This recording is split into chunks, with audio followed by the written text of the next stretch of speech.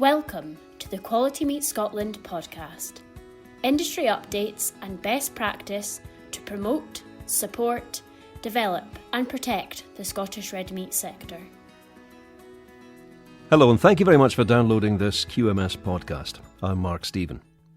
In this edition we're going to be talking about sheep scab, what it is, how it's transmitted, how you diagnose it, what effect it has on the animals, how you can treat it and perhaps most importantly, how you can try and prevent it in the first place. I'm joined today by Dr Stewart Burgess, who heads up the sheep scab research group at the Moredun Research Institute. About a year ago, they developed a commercially available sheep scab blood test which can detect infected animals before they show any clinical signs, and we'll get to that shortly. And Amanda Carson is a vet from the Animal Plant Health Agency. She leads the Small Ruminant Disease Scanning Surveillance Project. She's also the APHA rep on the Sheep Health and Welfare Group. Stuart, for a start, tell me, what is sheep scab? Scab is infestation of the sheep's skin with a mite called Psoroptes ovis, and it's a little parasitic mite. It's an ectoparasite, so it lives on the skin. It's not like a tick that feeds on blood. It simply abrades the surface of the skin and deposits a number of allergens onto the surface of the skin, and that causes an allergic and an inflammatory reaction to begin in the sheep. And in response to that, the sheep also produce a serous exudate, and that it's that exudate that the mites feed upon.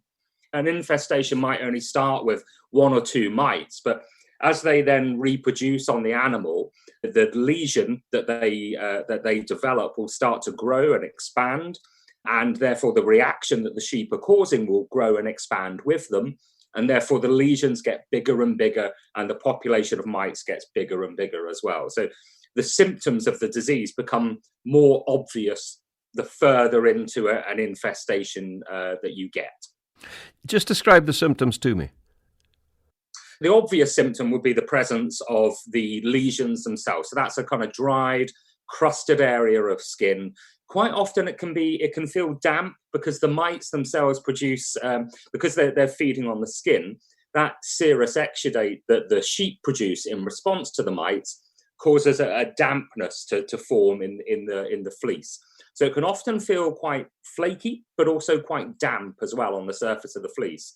So you're looking first for those lesions. But again, they might not happen, for a few weeks or even a month or two after the initial infestation. So really the big obvious signs are going to be discomfort. So the sheep looking as if they're quite itchy, they're trying to scratch, they'll be turning their necks around, trying to alleviate the itching that the mites are causing. And again, so you'll get those behavioural changes. But also in response to that itchiness, they will bite away at their flanks or wherever the lesions are. Could be the legs as well that they'll bite at, and they'll pull out plucks of wool at the same time. And quite often that's the first indication that people will see that they've got a scab infestation in their flock, will be pieces of wool and itchy, uncomfortable sheep. Amanda, what's been your experience of sheep scab as a vet? Well, we see outbreaks from time to time, and they can be particularly awful. So they range from, as Stuart's described, sheep with irritation and rubbing, through to animals in severe distress with loss of a large amount of wool and developing poor body condition as well as a result of this intense irritation they've got. How do they pick it up in the first place? The mites live on the surface of the sheep's skin, and they can be in the wool as well. So when sheep start scratching as a result of the irritation of sheep scab, they leave behind little tags of wool on the places where they've been scratching. So that might be fences, it might be in transport vehicles, in trailers, or it might be in handling pens. So anywhere that sheep that have got sheep scab are rubbing and scratching, they can deposit infected wool that can then be picked up by the next sheep that comes past. I know that you are Secretary of the Herdwick Sheep Society, and I know you were involved in a case study on a group of Herdwicks. Talk me through that. Well, because sheep scab can be picked up, as I've just described, in these tags of wool, there's often a suggestion that sheep that are grazing on commons, extensively managed sheep populations, are more at risk of being infested with sheep scab. And so the Herdwick sheep breeders wanted to explore how infested their sheep were. Now, they're really good breeders. They really take care of their flocks. They manage them through routine dipping or treatments against sheep scab because they don't want them to have it. And so they're all of the opinion that they take these steps to prevent infestation with sheep scab and the sheep don't have it. But we wondered, was that really the case? Because the treatments will only last for so long, and once the treatments have worn off, their preventive actions are no longer working. So was the potential for the sheep to become reinfested? So we chose a group of farmers who all grazed within one valley, and there are 7 different flocks of sheep that have access to those hills. So there's no fences, therefore there's potential contact between those different groups of sheep. They were all fit and healthy. None of them had any signs of sheep scab at all. You wouldn't have known. But we were able to use the test that the Moredun Institute had developed to demonstrate that actually 5 of those 7 flocks had got sheep scab at very low levels, but it was there. And that unless the farmers were collaborating to treat them all at the same time, there was just going to be this continual low-grade circulation of sheep scab within those flocks. So we tested the sheep. We identified that 5 of the flocks had sheep scab. The farmers all treated them at the same time by agreement, and we tested them a month later. And we tested the same sheep and demonstrated from the Moredun developed ELISA test that those sheep were in fact recovering. And what that led to was the farmers appreciating that if you're going to work collectively to reduce the impact of sheep scab, you all have to use these preventive measures at the same time. When you are testing, do you have to test every single animal? No, the beauty of this ELISA test is that you can take blood samples from 12 sheep in a group, and that group could be 1,000 sheep grazing on a hillside somewhere. You only need to sample 12 animals, and you will be able to pick up if there is sheep scab within that group of animals. 12 doesn't seem like terribly many out of potentially, 500 animals. The key here is by the time you notice or you're seeing the signs of an infestation, actually quite a large proportion of your flock can be infested at that time. And they might not all be infested, to a very high degree. Some of them might only have been hosting mites for a few weeks and not yet showing the kind of overt lesions. So the key with the test is that it can pick those animals up before they show the signs of disease. And so the key here is if you have a group of, say, 1,000 sheep, then by using the test and taking 12 from that, we've been able to show that 12 gives us a good enough representation of the whole flock. And that if we're then seeing positives in that group of 12, it is then reflecting the positivity of the flock overall. You've mentioned the ELISA test. I mentioned right at the start the fact that Moredun had developed this blood test, essentially, Stuart. So talk me through this. Describe it to me. What is it? It's been available for a couple of years now. We've been working on that for obviously a lot longer than that. It probably took about 10 years to bring that to fruition. It's a pretty simple test. It picks up antibodies that the sheep are making. The sheep generate the antibodies and they target a protein that the mite is producing. So the mite produces the protein. The sheep reacts to that, the presence of that protein, by making an antibody. And we're detecting the presence of that antibody in the blood. So it's a pretty straightforward test. It takes just a few hours to run. And I think that the companies that generate it are able to turn the results around in just a few days now. So you can get the outcomes back pretty quickly. But the key with this test is that it's very sensitive. So we can pick up scab very quickly and very early in an infestation. And it's also very specific, so it doesn't cross-react with other common diseases of sheep that you might expect it to cross-react with. Things like Psoroptes infestations, which is another common mite infestation. That doesn't react with the test. And also lice, which is probably the most commonly confused infestation between lice and sheep scab. So the fact that the test doesn't react with that's really important.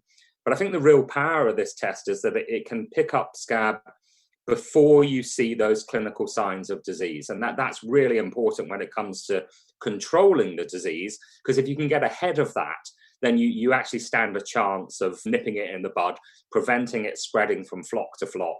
And that gives you a really important tool for control. How big a gap can there be between an animal picking up the mites and actually showing any symptoms? It can be weeks or even months, and it really depends on how that particular animal is responding to the mites. So some sheep will tolerate the mites relatively well, and the mites won't really proliferate very quickly on some sheep. In other sheep, they'll react very quickly. They'll over-respond, if you like, to the presence of the mites, and they'll have a very overt reaction to the mites, and therefore the lesions will grow very quickly, and you'll get quite an obvious kind of clinical presentation. But more often than not, it's a slow process taking a good few weeks.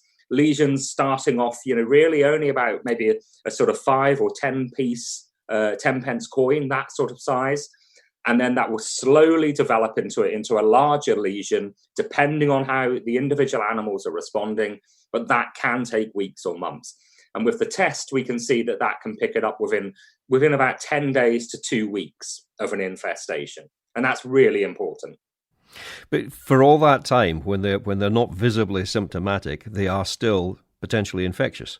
Yeah, exactly. I mean, again, it's a dose response. So if they've got fewer mites on them, they will therefore be a little bit less infectious to other sheep compared to an animal that has lots of mites and a larger lesion. But of course, they still represent an infection risk to the other animals in that flock, and of course to the neighbouring flock.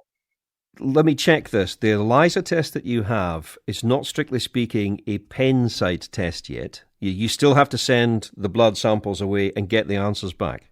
Yeah, that's correct. Yeah. So at the moment, it's a lab-based test.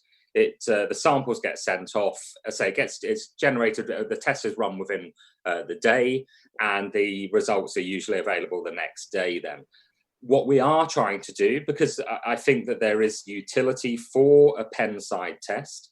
Maybe not in every setting, but actually you can start to see how you might use a pen side test, for example, in market settings where you really want to know there and then, before you make a purchase or a decision, whether those animals have been exposed to scab or not. So I think the pen side test is important, and that's why we have been trying to translate that ELISA, the lab-based test, into a pen side format. But we're not quite there yet, but we are hopeful that will come out in the next year. What is the treatment, Amanda, for sheep scab at the moment? There are 2 treatments that one can use. One is an injectable of a chemical called a macrocyclic lactone. These are more commonly known by farmers as ivermectins or moxidectins or cydectins. So they're injectables. But there's a bit of confusion with the injectables, because each injectable, you have to follow very carefully what's described on the data sheet. Some of the injections will treat sheep scab but don't offer any protection. Other injections have to be given a certain period of time apart in order to offer protection. Some of the injections have to be given in a certain manner. For example, they have to be injected in the skin behind the ear. And so while there are quite a few of these different injectables, there's variation in how they treat and how they can prevent the disease. And of course, there's all the withdrawal periods that accompany treating sheep. The other option is OP dipping. That's organophosphate. That's right, organophosphate dips. And they're very effective because they not only target the sheep scab mites, but they also will get rid of any other external parasites like ticks and lice. So dipping offers more protection against more external parasites than the injectables give. Another thing that's worth pointing out is that the injectable treatments are not only used for treating or preventing sheep scab, they're also used in the control of intestinal parasite, that's gut worms. And one of the problems that we're finding is that the more these injectable treatments are used, the more the gut worms can develop resistance against those treatments. And also, we've now found that sheep scab mites are becoming resistant to these injectable treatments as well. So one has to be very careful when you're planning to treat sheep against sheep scab that the injectable treatment is effective, because we are seeing more and more cases where there are populations of sheep that are infested with sheep scab mites that are now, the mites have become resistant to those injectable products. If that's the pharmaceutical side of things, how important is bog standard stuff like fencing? Oh, yes. Well, of course, to prevent bringing sheep scab onto the farm, you have to be very careful that you're not bringing it on either through bringing animals in that might be carrying infections. And that's why quarantining animals is so important. And of course, if you recently purchased some animals, you could avail yourself of this new ELISA test that was developed by the Moredun Institute to give you peace of mind that those animals aren't infested with sheep scab mites. Also, as we were talking about the commons where there's no fencing and there's the potential for sheep to contact each other, those farms that have fencing need to be very careful that the fencing is adequate, that there's no contact between their own sheep and any neighbour's sheep. And of course, there's always sheep that escape, aren't there? We had one situation where a farmer had picked up some sheep that were wandering on the road. He put them into his sheep pens as a good neighbourly act. The farmer came and collected those sheep, only later to discover that those sheep had been infested with sheep scab and had contaminated his sheep pens. So, yes, you need to prevent contact with any wool from animals. So that's either sheep to sheep contact or contact that animals might come into as a result of infested wool left on sheep pens, trailers, fences, that sort of thing. Stuart, I have a feeling I should probably have asked this question earlier, but how long can the mite survive off the animal? Yeah, it's a good question. The mites are very much tied to the host, which is the sheep. So if they come off of the host, then they're very susceptible to drying out. They're unable to maintain their own water levels. So as soon as they come off of the host, then they're in danger of drying out. So it can be a matter of hours before you start to see the mites dying once they come off of the host. Let's say a piece of wool has come off of an infested animal and it's been rubbed up against a fence post.